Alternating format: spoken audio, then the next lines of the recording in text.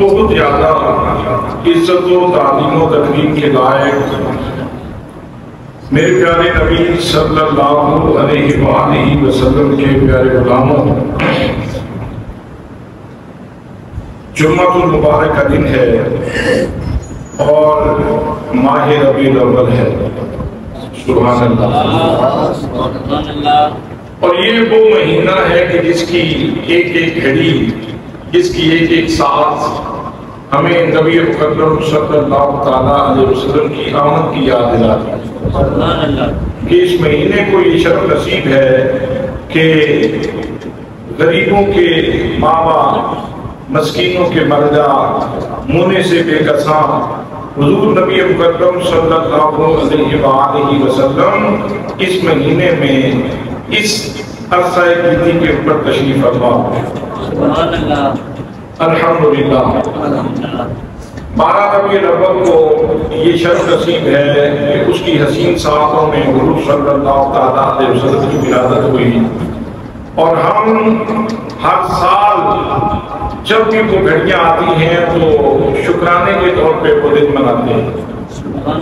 نبی مکرم صلی اللہ تعالیٰ علیہ وسلم کا میلاد جو منایا جاتا ہے تو یہ شکرانے کا اظہار ہے، اللہ کے حضور شکر کا ایک انداز ہے کہ پروردگار عالم تو نے ہمارے اوپر کرم فرمایا، مہربانی فرمائی، عنایت فرمائی کہ ہماری طلب کے بغیر، ہمارے سوال کے بغیر، ہماری آرزو کے بغیر ہم نے کوئی درخواست بھی نہیں دی تھی، پھر بھی تو نے کرم فرما دیا۔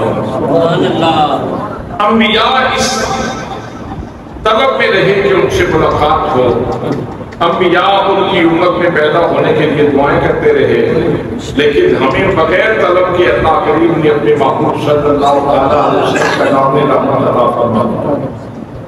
اس عنایت کے اوپر اگر انسان اپنی پوری زندگی اللہ کے حضور سجدے پہ گزار دے تو پھر بھی اس کا حق ادا نہیں ہوتا۔ یہ اتنی بڑی ہدایت ہے، یہ اتنی بڑی مہربانی ہے۔ الحمدللہ، الحمدللہ، الحمدللہ۔ حضرات محترم، آج کے خطبہ جمعۃ المبارک میں جو چیز عرض کرنا چاہ رہا ہوں وہ یہ ہے کہ اس مقبول ہستی میں جس انسان سے بھی آپ سوال کریں گے کہ میاں چاہتے کیا ہو تو جواب ملے گا کامیابی۔ سبحان اللہ۔ آپ استاد سے پوچھیں، استاد گرامی آپ مسجد تدریس میں بیٹھ کے علم کے جواہر بتاتے ہیں تو کیا چاہتے ہیں؟ جواب ملے گا کامیابی چاہتا ہوں۔ آپ کسی طالب علم سے پوچھیں کہ آپ نے اتنا لمبا سفر کیوں کیا، آپ نے سفر کی الفتیں کیوں برداشت کی، اتنے دور آ کے کیوں پڑھ رہے ہو، تو جواب ملے گا کامیابی کے لیے پڑھ رہا ہوں۔ ایک انجینئر ہے، آپ اس سے جا کے سوال کریں اور اس سے پوچھیں کہ کیا چاہتے ہو تو وہ جواب دے گا کہ میں کامیابی چاہتا ہوں۔ اور اگر ایک ڈاکٹر ہے اور وہ مریضوں کا علاج کر رہا ہے، اس سے پوچھا جائے کہ تم کیا چاہتے ہو تو وہ بھی کہے گا کہ مجھے کامیابی درکار ہے، مجھے کامیابی درکار ہے۔ کسی غریب سے پوچھیں تو اس کی منزل بھی کامیابی ہے، اور امیر سے پوچھیں تو اس کی منزل بھی کامیابی ہے۔ شاہ سے پوچھیں کہ تم کیا چاہتے ہو تو وہ بھی کامیابی کی بات کرے گا، اور اگر کسی گدھا سے پوچھ لیں کہ تم کیا چاہتے ہو تو وہ بھی کامیابی ہی کی بات کرے گا کہ میں بھی کامیابی چاہتا ہوں۔ اس کا مطلب یہ ہوا کہ اس زمین کے سینے کے اوپر بسنے والا ہر انسان یہ چاہتا ہے کہ مجھے کامیابی مل جائے۔ منزل کامیابی ہے، مقصد کامیابی ہے، مطلوب کامیابی ہے، مقصود کامیابی ہے۔ اب یہ جب پتہ چل گیا کہ ہماری منزل کامیابی ہے تو منزل کے تعین کے بعد پھر صحیح راستے کا انتخاب ضروری ہے۔ اگر منزل تو بڑی عالیشان ہو لیکن منزل کے تعین کے بعد راستے کا صحیح تعین نہ ہو تو پھر انسان بجائے منزل پہ جانے کے، بجائے لاہور جانے کے، وہ بھٹک جائے گا اور لاہور کی بجائے سیدھا اٹک جائے گا، وہ گمراہ ہو جائے گا۔ تو منزل کے تعین کے بعد صحیح راستے کا انتخاب ضروری ہے۔ اب جب ہر بندے کی منزل کامیابی ہے تو اب اسے چاہیے کہ وہ صحیح راستے کا انتخاب کرے۔ اب صحیح راستہ کسی मुफक्किर से भी पूछा जा सकता है, किसी दानिशवर से भी पूछा जा सकता है, लेकिन मुफक्किर की फिक्र में गलती हो सकती है, किसी दानिशवर की फिक्र में उसकी दानिश में गलती हो सकती है, किसी आलिम का इल्म वो गलती कर सकता है, किसी फाजिल का फजल जो है वो गलती कर सकता है। तो हम उस बारगाह से क्यों ना पूछें कि जिस बारगाह से गलती का इम्कान ही नहीं होती। सुभान अल्लाह। बरादरान इस्लाम, हमारी मंजिल कामयाबी है। मैं भी चाहता हूं कि मुझे कामयाबी मिल जाए और आप भी चाहते हैं कि आपको कामयाबी मिल जाए। हर बंदे की ख्वाहिश है कि मुझे कामयाबी मिल जाए। हर बंदा कामयाबी का तलबगार है, हर बंदा कामयाबी का खासगार है। हर बंदे के दिल के अंदर कामयाब होने की तमन्ना अंगड़ाइयां ले रही होती है। तो फिर मंजिल के तायुन के बाद सही रास्ते का इंतखाब करना जरूरी है। अगर हम अपनी फिक्र से फैसला करेंगे तो हो सकता है कहीं गलत इंतखाब कर लें। तो आइए अल्लाह की जनाब से पूछते हैं, ऐ परवरदिगार आलम, 1,24,000 ये करोड़ेश अंबिया के नाम भेजने वाले, जरा तू तो बतला दे कि सही रास्ता कौन सा है। तो इरशाद खुदाबंदी होता है, अल्लाह करीम अपनी पाक कलाम में इरशाद फरमाता है, फरमाया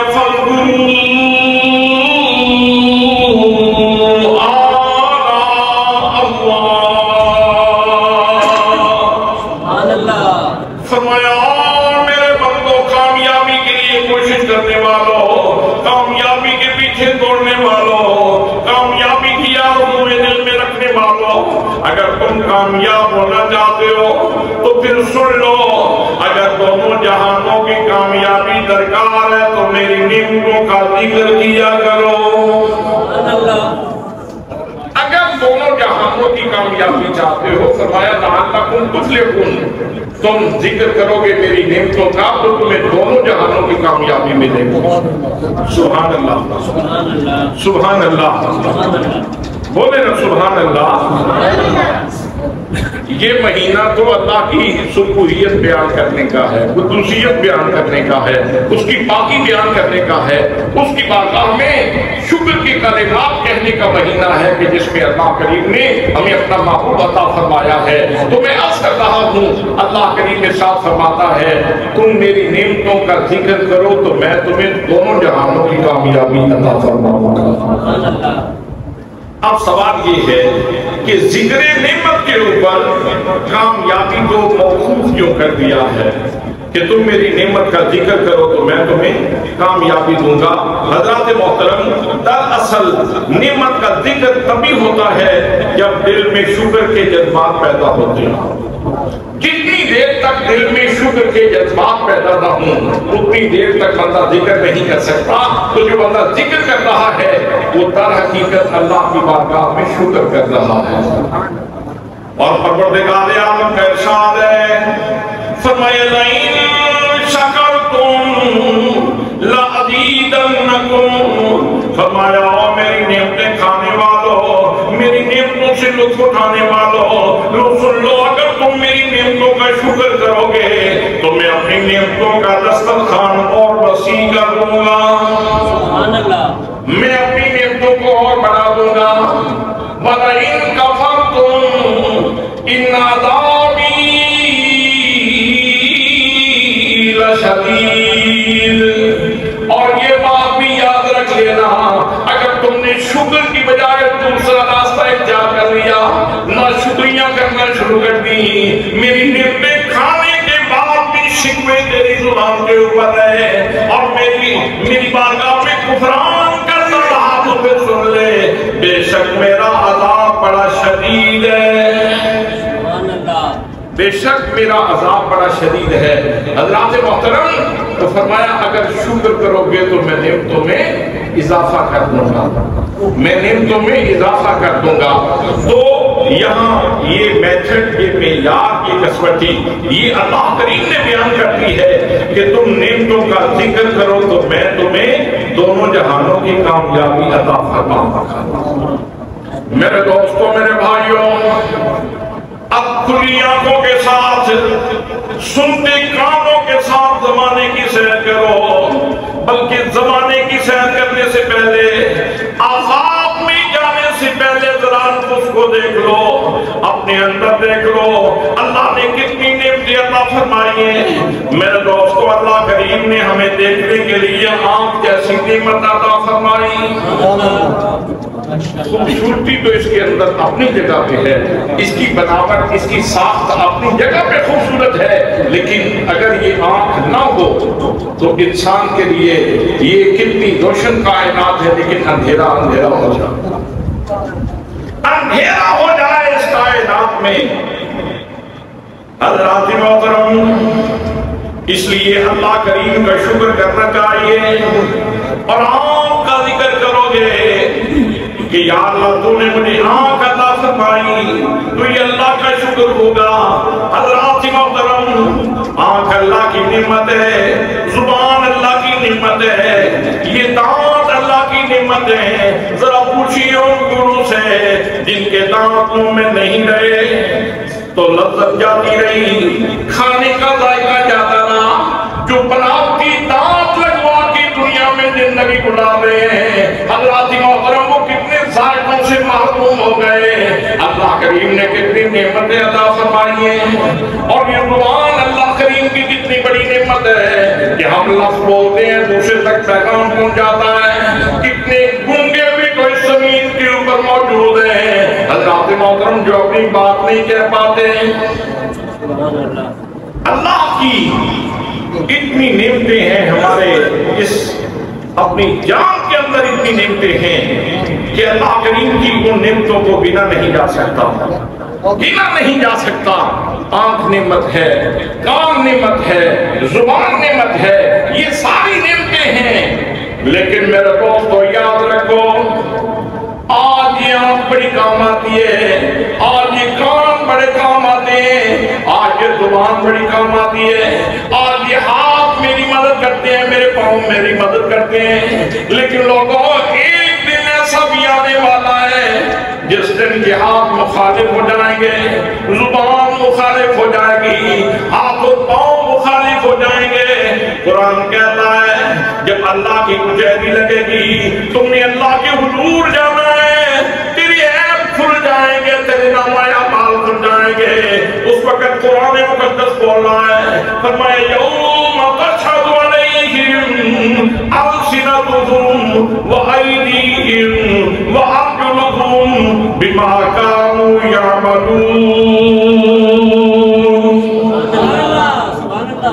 फरमाया उस दिन को याद करो, यौम तशहदु अलैहिम अलसिनतुहुम, जिस दिन जुबानें मुखालिफ हो जाएं। ये गोश्त का डोकरा सारी जिंदगी मेरी वकालत करता रहा। मैं जब पढ़ता था तो ये मेरे बहाने मेरे उस्ताद साहब की खिदमत में पेश करता था। सुभान अल्लाह। ये जुबान सारी जिंदगी हमारी वकालत करती रही। किसी अदालत में जाना पड़ा तो इसने वकालत की, किसी बड़े के सामने बात करना पड़ी तो इसने हमारी वकालत की। लेकिन हज़रात, एक वक्त आएगा कि ये वकालत छोड़ देगी और ये जुबान मुखालिफ हो जाएगी, जुबान मुखालिफ हो जाएगी। यौम तशहदु अलैहिम अलसिनतुहुम व अयदीहिम, सारी जिंदगी ये हाथ मेरी मदद करते रहे। जब भी कोई चीज उठाना होती थी, ये हाथ उठा लेते थे। अल्लाह मेरे पाँव मेरी मदद किया करते थे। एक जगह से दूसरी जगह और तीसरी जगह और चौथी जगह ये चलते रहे, मदद करते रहे। लेकिन आज जब अल्लाह की मुजरी में हाजिरी हुई तो हाथ मुखालिफ हो गए, पाँव मुखालिफ हो गए, जुबान मुखालिफ हो गई। हज़रात मोहतरम, जब सारे अपने छोड़ गए उस वक्त एक हस्ती है जिसने कहा जब सारे छोड़ जाएंगे तेरे हाथ और पाँव भी तेरे मुखालिफ हो जाएंगे, उस वक्त भी मैं अपना दामन रहमत तुझसे नहीं छुड़वाऊंगा। मेरे आका करीम सल्लल्लाहु अलैहि वसल्लम इरशाद फरमाते हैं, फरमाया शफाअती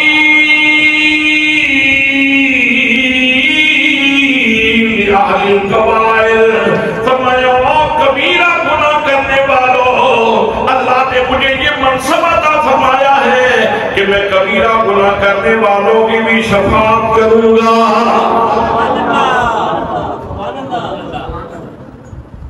सुभान अल्लाह, सुभान अल्लाह, सुभान अल्लाह।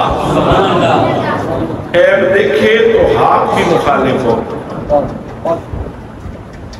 जिन हाथों से ऐब कमाए थे वो हाथ आज मुखालिफ हो गए,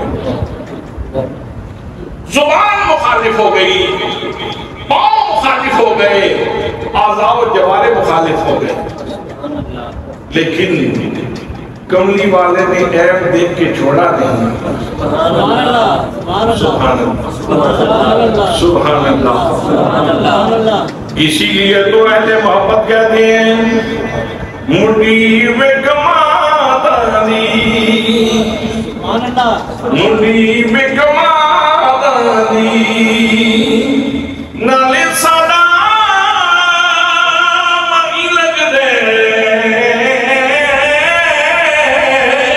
नाले जाफर यादानी, नाले सादा मई लग दे, नाले जाफर यादानी। सुभान अल्लाह। और इसी मुश्किल वक्त के लिए तो अहले मोहब्बत आपकी बारगाह में इस्तिगासा करते हुए यूं कहते हैं, हुजूर अपने करम के हिसार में रखना, हुजूर अपने करम के हिसार में रखना, दियार नूर के कुर्बो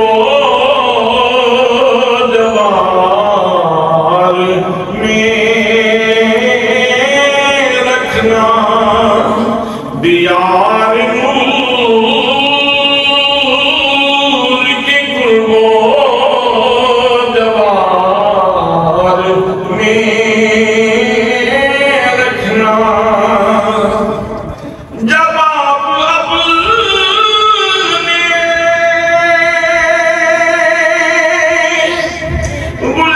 गुलामों को याद फरमाएं, जब आप अपने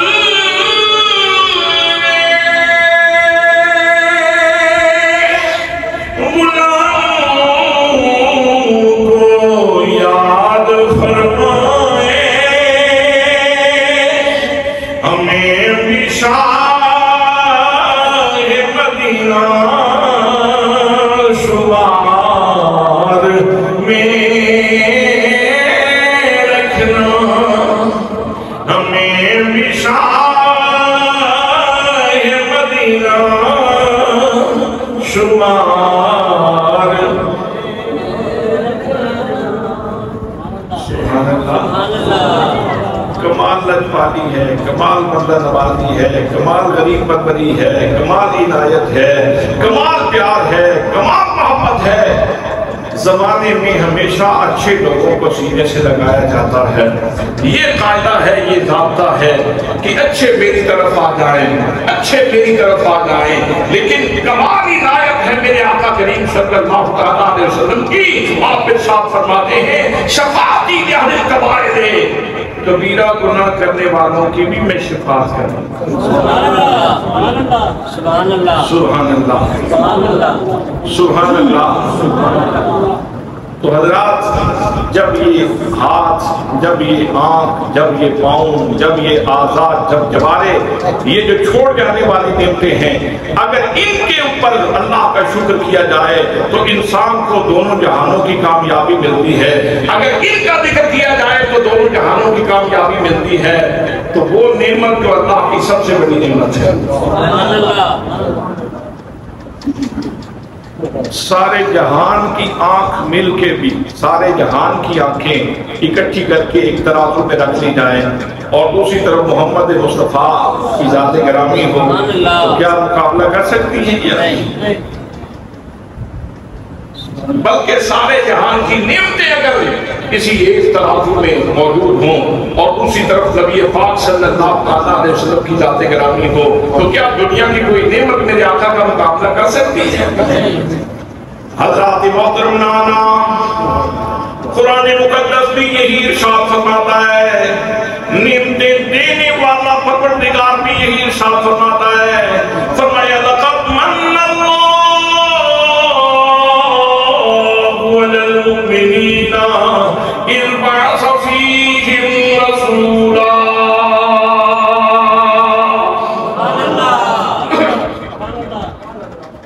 فرمایا یقین کرو، یہ معمولی بات نہیں، یقین کرو۔ یہ کون کہہ رہا ہے؟ یقین کرو، لام تاکید ہے کا تحقیق کے لیے ہے، مراد یہی ہے کہ یقین کرو، یقیناً بے شک، البتہ تحقیق، کوئی شک نہیں اس بات میں۔ اللہ کہتا ہے یقین کر لو، اللہ نے مومنوں کے اوپر بہت بڑا احسان فرمایا ہے کہ ان میں عظمتوں والا رسول بھیجا۔ سبحان اللہ، یقین کرو۔ پتہ نہیں لوگوں کو یقین کیوں نہیں آ رہا۔ کتنے لوگ ایسے ہیں جو ابھی تک بے یقینی کی دلدل میں پھنسے ہوئے ہیں، جن کو ابھی تک شورٹی نہیں ہو رہی کہ کتنا بڑا کرم ہوا ہے، کتنی بڑی عنایت ہوئی ہے، کتنی بڑی مہربانی ہوئی ہے۔ تو جو یقین والے ہیں، جو محبت والے ہیں، وہ کیا کہتے ہیں؟ وہ کہتے ہیں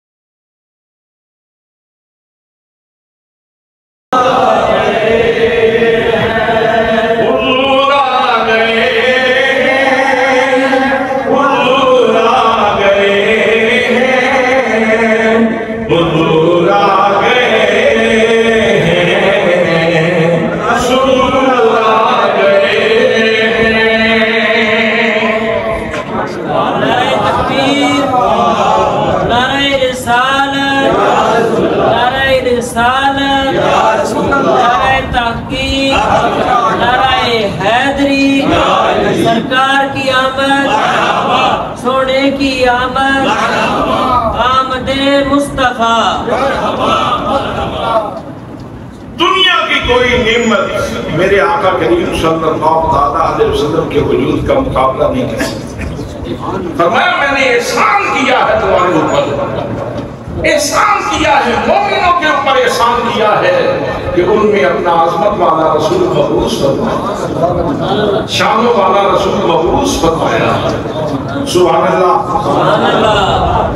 انبیاء دعائیں کرتے رہے کہ یا اللہ نبوت کا تاج نہ دے، ان کی غلامی دے دے۔ آج ہمیں بن مانگے یہ شرف نصیب ہو گیا، بن سوال کیے یہ شرف نصیب ہو گیا۔ اس عنایت کے اوپر جتنا شکر کیا جائے کم ہے۔ میرے دوستوں، میرے بھائیوں، انفس سے نکلو، آفاق میں تھوڑا سا نکلو، ذرا اپنی ہستی سے باہر نکل کے دیکھو، اپنے دائیں بائیں بھی دیکھو۔ اللہ کریم نے رشتوں کی صورت میں ایک نعمتوں کی کہکشاں عطا فرمائی، کتنے خوبصورت رشتے عطا فرمائے۔ ماں کے سینے میں کتنا پیار ہے تیرے لیے، باپ کے سینے میں کتنا پیار رکھ دیا کی وجہ سے کتنے اور رشتے موجود ہیں جو آپ سے محبت کرتے ہیں. خالہ تمہیں ماں کی طرح ملتی ہے, پھوپھی تمہیں اپنے بھائی کا بیٹا سمجھ کے تمہارے اوپر اپنا پیار نشاور کرتی ہے. یہ سارے رشتے اللہ کریم کی نعمت ہیں اور ان کے اوپر اللہ کا شکر ادا کرنا چاہیے. اللہ کریم اس بات پہ قادر تھا جو درخت کو اگا سکتا ہے زمین سے, وہ انسان کو بھی ایسے اگا دیتا, لیکن ایسے تو پیدا نہیں کیا اللہ نے. اللہ نے ماں اور باپ جیسی دو نعمتیں عطا فرمائی اور پھر ان کی وجہ سے رشتوں کی ایک خوبصورت کہکشاں عطا فرمائی. یہ الگ بات ہے کہ دور حاضر میں ان رشتوں کا لحاظ نہیں کیا جاتا اور اپنی زندگی میں بے اعتدالیوں کی وجہ سے ہم رشتوں کے پیار سے محروم ہو رہے ہیں. شادی بیاہ کی تقریبات میں بسا اوقات اتنی بے اعتدالیاں ہو جاتی ہیں کہ لوگ دور دور چلے جاتے ہیں. اگر ہم اپنی ان تقریبات کو سادہ بنائیں تو بہت سارے رشتے بچ سکتے ہیں. اگر ہم نبی کریم صلی اللہ علیہ وسلم کے اس فرمان کو دل جان بنا لیں کہ اگر کوئی رشتہ ناراض ہو جاتا ہے تو حضور فرماتے ہیں سل من قطعک واعف من ظلمک, جو تجھ سے توڑنے کی کوشش کرے تو اس سے جوڑنے کی کوشش کر, جو تیرے اوپر زیادتی کر دے تو اسے معاف کر دے. والکاظمین الغیظ والعافین عن الناس, جو اللہ کے بندے ہیں وہ معاف کر دیتے ہیں, غصہ پی جاتے ہیں اور لوگوں کے لیے معافی کا اعلان کر دیتے ہیں. اگر ہم یہ تھوڑا سا یہ جذبہ اسلامی اپنے سینے میں پال لیں اور اپنی زندگی کو اس دائرے میں بنانے کی کوشش کریں تو پھر یہ زندگی یہ جنت کی کیاری بن سکتی ہے, یہ گھر جنت کی کیاری بن سکتی ہے, یہ دنیا یہ ایک خوبصورت گہوارہ بن سکتا ہے. حضرات محترم, ہم نے خود تلخیاں پیدا کی ہیں اور ہم نے خود اپنے لیے اس زندگی کو حقیقت بنا رکھا ہے. اگر اسلامی تعلیمات کے مطابق زندگی گزاریں اور نبی کریم صلی اللہ علیہ وسلم کی سنت مبارکہ کے مطابق زندگی گزاریں تو زندگی بڑی آسان بھی ہے اور زندگی بابرکت بھی ہے. سبحان اللہ, سبحان اللہ. خوبصورت رشتے اللہ نے عطا فرمائے, لیکن اگر توجہ کی جائے تو یہ رشتے ان کا جو تقدس اور ہر رشتے کا جو مقام اور محل ہے وہ بھی تو پاک نبی کی بارگاہ سے ملا ہے. مگر نہ کل بھی ماں اکاس کے میلے کے اوپر بک رہی تھی, بوڑھی ماں کو بیٹا اکاس کے میلے پہ بیچ رہا تھا, آواز لگا رہا تھا ہے کوئی بوڑھی کو خریدنے والا, اور لوگوں خریدارو یہ لونڈی خرید لو, میں لونڈی بیچنے کے لیے آیا ہوں. اللہ کی محترم, ماں کے چہرے کے اوپر ہوائیاں پھر رہی ہیں. آج بیٹا ہی میری مخالف بول رہا ہے, مجھے بیچنا چاہتا ہے. میرا دوست کو پھر گاہ کھا گیا, گاہ سے سوزا طے ہونے لگا. ماں کی آنکھوں سے چھم چھم آنسو گر رہے ہیں, لیکن بیٹا اتنا صفاق ہے, اتنا صفاقی کے اوپر اترا ہوا ہے کہ اپنی ماں کا سودا کر کے اس کا کے حوالے کر رہا ہے. ماں کہنے لگی, جب گاہ لے کے جانے لگا تو ماں نے کہا او مجھے خریدنے والے ذرا رک جا, مجھے جاتے ہوئے ایک دفعہ اپنے بیٹے کا چہرہ دیکھ لینے دے, پھر پتہ نہیں یہ چہرہ دیکھنے کو ملے گا کہ نہیں ملے گا. ماں کی ممتا کا سمندر ہے کہ وہ جوش ماتا ہے, لیکن بیٹے کے ماتھے کے اوپر پسینہ بھی نہیں آ رہا. اللہ سے محترم, بیٹا اپنی ماں کو بیچ رہا ہے, بیٹا اپنے باپ کو بھی بیچ رہا ہے. رشتوں کا کوئی لحاظ نہیں, اب تک ظلم و عدوان کا دور ہے. نبی کریم صلی اللہ علیہ وسلم کے تشریف لانے سے اس زمانے میں باتیں بہاری چلی.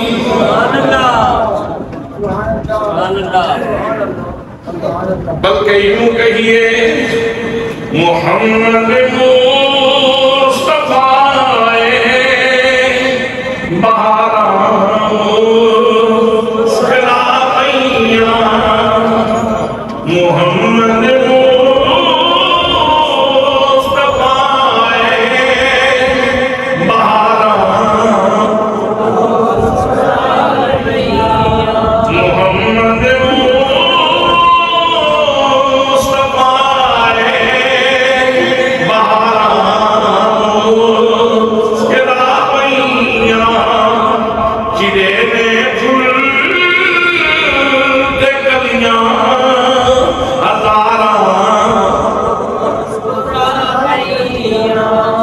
چڑے نے پھول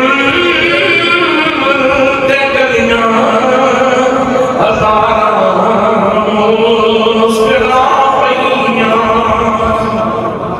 میرے دوستو میرے بھائیو، نبی کریم صلی اللہ علیہ وسلم نے آ کے ماں کا تقدس بتایا، باپ کی شان بتائی. میرے آقا کریم صلی اللہ علیہ وسلم نے فرمایا الجنت تحت اقدام الامہات، جنت ماں کے قدموں کے نیچے ہے. فرمایا الوالد باب الاوسط من ابواب الجنہ، والد بھی کوئی معمولی چیز نہیں، یہ بھی جنت کا مین گیٹ ہے. سبحان اللہ سبحان اللہ سبحان اللہ. یہ بھی جنت کا مین گیٹ. سبحان اللہ. یہ بھی جنت کا مین گیٹ ہے. مین گیٹ ہے.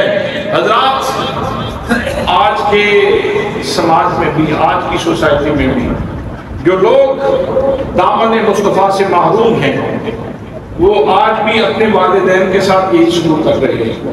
چلے جائیں یورپ میں، بہت پیسے ہیں، بڑا پیسہ ہے، بڑی کوٹھیاں بنائی لوگوں نے، لیکن ایک بات سبھی لوگ مشاہدہ کرتے ہیں، وہ کہتے ہیں یار پیسے تو بہت مل گئے لیکن اولاد ہاتھ سے نکل گئی. اولاد ہاتھ سے نکل گئی. بڑھاپے میں انسان کو اپنی اولاد کا سہارا چاہیے، لیکن کیا ہوتا ہے اولڈ ہوم موجود ہیں، اولڈ ہاؤسز، جہاں بوڑھے والدین کو جا کے جمع کروا دیا جاتا ہے. ماں بوڑھی ہو گئی، اس کو اولڈ ہاؤس میں جا کے جمع کروا دو. باپ بوڑھا ہو گیا، ہم آپ کی خدمت نہیں کر سکتے. جنہوں نے کل تک تیرا پیشاب صاف کیا تھا، آج تو ان کو روٹی کا لقمہ نہیں دے سکتے. آج ان کو روٹی کا لقمہ دینے سے بیدار ہو. حضرات اولڈ ہاؤسز بنے ہوئے ہیں. میرے پاس 2-3 سال پہلے کی بات ہے، ایک جوڑا آ گیا، بوڑھے تھے دونوں ہی. ان کے گاؤں کا بھی مجھے علم ہے لیکن میں پردے میں بات کروں گا. وہ آئے جیسے تو میں اپنی بیٹھک میں بیٹھا ہوا تھا، تو جیسے ہی دروازے سے قدم اندر رکھا تو بابا جی کی چیخ نکل گئی. بابا رونے لگے، مائی بھی رو رہی تھی، بابا بھی رو رہا تھا. میں نے ان کو بٹھایا، پانی وغیرہ پلایا. اس کے بعد میں نے پوچھا کیا مسئلہ ہے؟ انہوں نے کہا کہ ہم لٹ گئے، ہم برباد ہو گئے، ہمارے پاس کچھ نہیں کہا. میں نے کہا مجھے اپنی داستان بتائیں، کیا معاملہ ہے؟ کہنے لگے کہ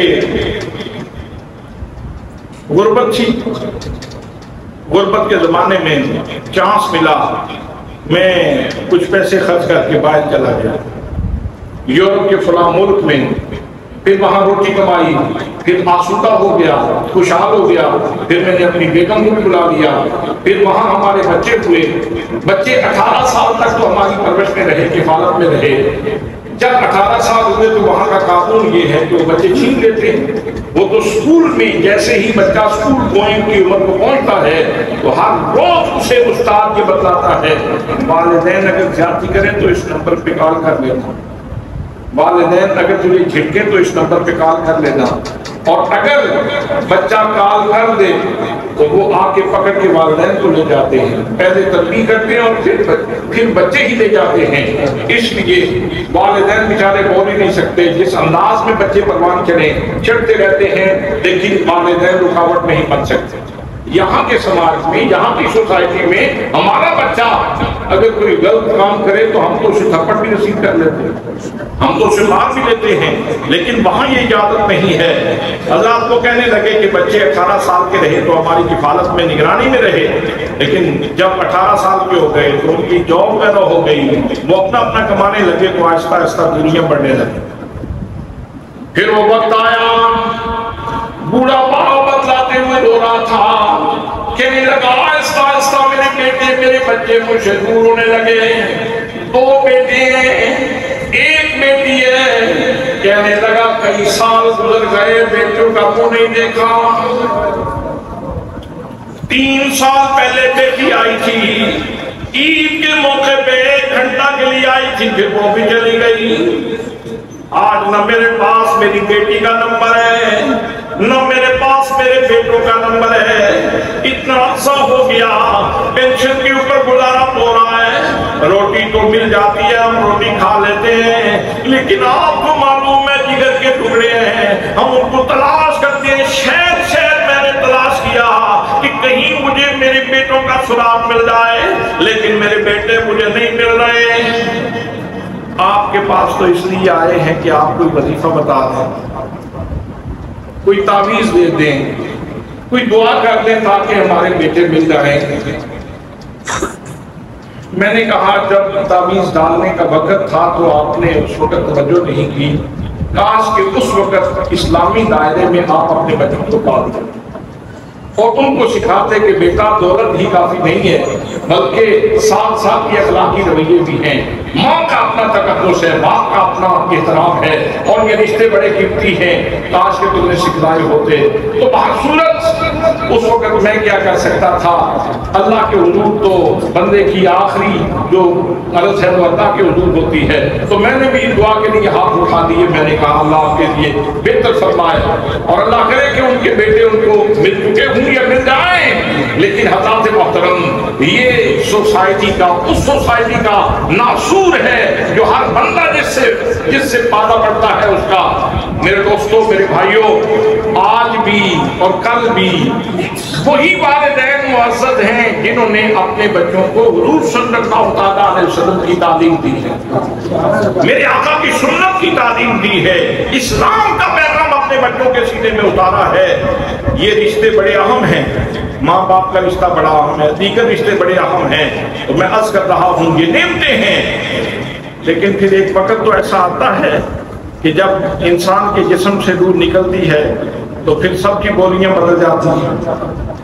वो माँ जो बड़ा प्यार करने वाली है वो भी कहती है मैयत को गुस्ल दो और मैयत को ले जाओ। बाप भी कहता है बेटे को कि अब मैयत हो चुकी है, रिश्तेदार भी कहते हैं मैयत हो गई, बड़ा एहसान किया, उठा करके उसको कब्रिस्तान में ले गए, वहां कब्र के सुपुर्द कर दिया। किसी ने नहीं कहा मुझे साथ लेते जाओ, कहीं अकेले में घबरा न जाओ, तुम्हें कब्र की बख्शत परेशान न कर दे, मैं तुम्हारे साथ चलता हूँ। मेरे दोस्तों, माँ भी साथ नहीं गई, बाप भी साथ नहीं किया, रिश्ता भी कोई साथ नहीं किया, सारे लोग पीछे रह गए। ज्यादा से ज्यादा इतना एहसान किया, हाथ उठा दिए, अलगदी मेरे मालिक, हम इसको तेरी मिट्टी के सुपुर्द कर रहे हैं। हज़रात मोहतरम, जब सारे रिश्ते लौट के वापस आ गए, सारी नेमतों ने मुख मोड़ लिया, उस वक्त भी अंधेरी कब्र में अल्लाह की एक नेमत आएगी जो कब्र में आके उजाला कर देगी।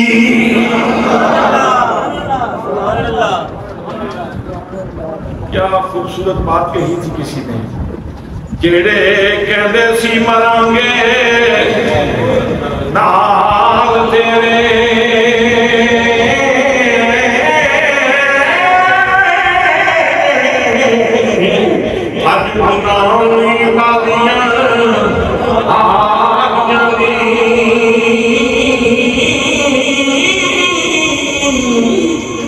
जेड़े तकदे रह समय बिने दाती,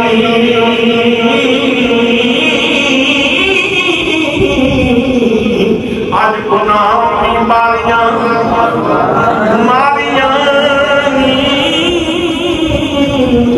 जब खदा ने बाब द्वार खोले ते पंछी उड़ गए मारे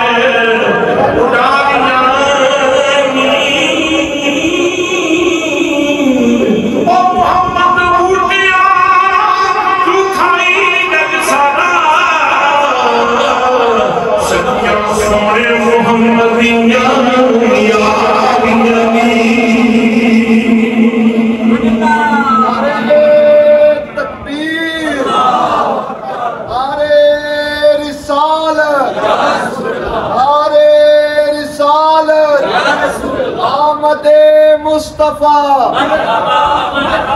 आमदे मुस्तफा उलमाए अहले सुन्नत। बड़ा प्यार करने वाली माँ नेमत है अल्लाह की। بہت محبت کرنے والا، شفقت کرنے والا والد نعمت ہے اللہ کی۔ دیگر رشتے جو ان کی وجہ سے قائم ہوتے ہیں سارے نعمت ہیں، لیکن یہ سارے چھوڑ جانے والی نعمت ہیں، یہ سارے چھوڑ جانے والی نعمت ہیں، اور اندھیری قبر کو جو روشن کرنے والی نعمت ہے وہ آمینہ کا لال ہے، وہ آمینہ کا لال ہے۔ اس لیے اگر باقی نعمتوں کا ذکر کرنے سے اور شکر کرنے سے دونوں جہانوں کی کامیابی ملتی ہے، تو مصطفیٰ کا ذکر کرنے سے بدرجہ اولا کامیابی ملتی ہے، بدرجہ اولا کامیابی ملتی ہے۔ حضرات محترم، ہم 12 ربیع الاول کو صبح سویرے کیا کرتے ہیں؟ سب سے پہلے نماز پڑھتے ہیں، نماز پڑھنے کے بعد مساجد میں درود سلام پڑھا جاتا ہے، پھر آپ لوگ غسل کرتے ہیں، خوشبو لگاتے ہیں، اور خوشبو لگا کے پھر ہاتھ میں پیارا سا جھنڈا اٹھاتے ہیں، پھر اپنی اپنی زبان میں اور اپنے اپنے لہجے میں رسول اللہ صلی اللہ علیہ وسلم کے گیت گائے جا رہے ہیں۔ کوئی کہہ رہا ہے محمد مصطفیٰ بہارا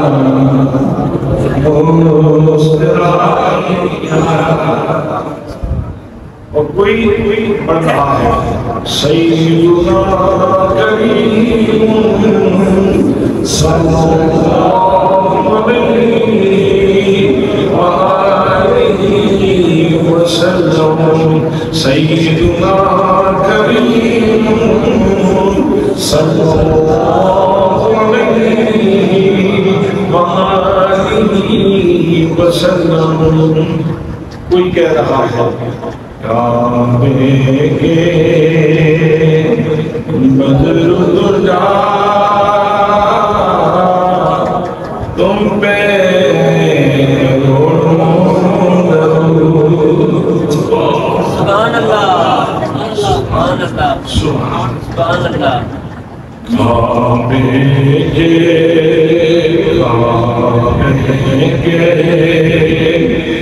بدر درجا تم پہ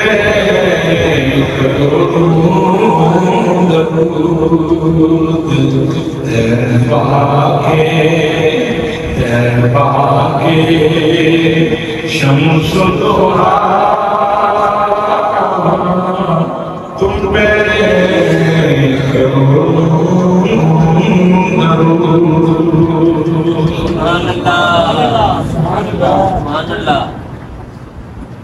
صبح صلاۃ السلام پڑھنا غلط ہے،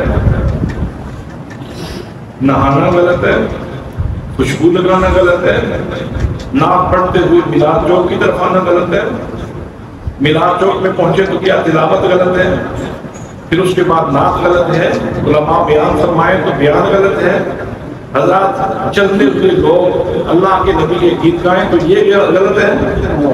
وہ کون سی چیز غلط ہے جس کی وجہ سے اس کو بدعت کہتے ہو، اس کو منع کرتے ہو؟ کون سی چیز سے تمہیں تکلیف ہوتی ہے کہ اس کے بارے میں یہ کہنا کہ یہ ہے یہ ہے یہ ہے؟ کون سا تجاوز ہے اسلام میں؟ یہ 12 ربیع الاول کی عنایت ہے، مہربانی ہے اس جلوس کی کہ چھوٹے چھوٹے بچے بھی میرے نبی کے نام خوان ہو گئے۔ چھوٹے چھوٹے بچوں کو بھی شعور مل گیا، وہ بھی کہتے ہیں نور والا آیا ہے، نور والا آیا ہے۔ سبحان اللہ۔ ایک مومن کے ذمہ سب سے پہلا فریضہ یہ ہے کہ وہ اپنی اولاد کو اللہ اور اس کے رسول کی محبت سکھائے، اللہ اور اس کے پیارے رسول صلی اللہ علیہ وسلم کی محبت سکھائے، اور پھر صحابہ کرام اور اہل بیت اطہار کی اور قرآن پاک کی محبت سکھائے۔ حضرات اس میلاد کے جلوس سے یہ ساری چیزیں ملتی ہیں، ساری چیزیں ملتی ہیں۔ اس سے پیار ملتا ہے میرے نبی کا، اس سے الفت ملتی ہے میرے نبی کی۔ صرف ضرورت اس بات کی ہے کہ کوئی بھی ایسا کام نہ کیا جائے جو شریعت کے خلاف ہے، کوئی بھی ایسا کام نہ کیا جائے جو شریعت مصطفیٰ کے، شریعت بیضا کے، شریعت غرہ کے خلاف ہو، وہ کام نہیں کرنا چاہیے۔ آپ تلاوت کر رہے ہیں، آپ نعت پڑھ رہے ہیں، آپ بیان کر رہے ہیں، آپ بیان سن رہے ہیں، نبی مکرم کے مناقب بیان ہو رہے ہیں، نبی پاک کے محمد بیان ہو رہے ہیں۔ حضرات محترم، تو جن راستوں سے آپ گزرتے ہیں، قرآن کہتا ہے یوم تحدث اخبارہا، زمین کے سینے کے اوپر جس نے کوئی اچھا یا برا عمل کیا ہوگا، زمین کل بول بول کے کہے گی کہ اس نے یہ کام کیا تھا۔ گویا اس دن تو پورے ملک وال کی گلیاں وہ آپ کی محبت رسول کے اوپر گواہ بنتی ہیں، آپ کی محبت کے اوپر، آپ کے شوق کے اوپر، آپ کے بلبلے کے اوپر گواہ بنتی ہیں۔ لیکن یہ بات ضرور عرض کروں گا کہ آداب کا خیال ضرور رکھیے۔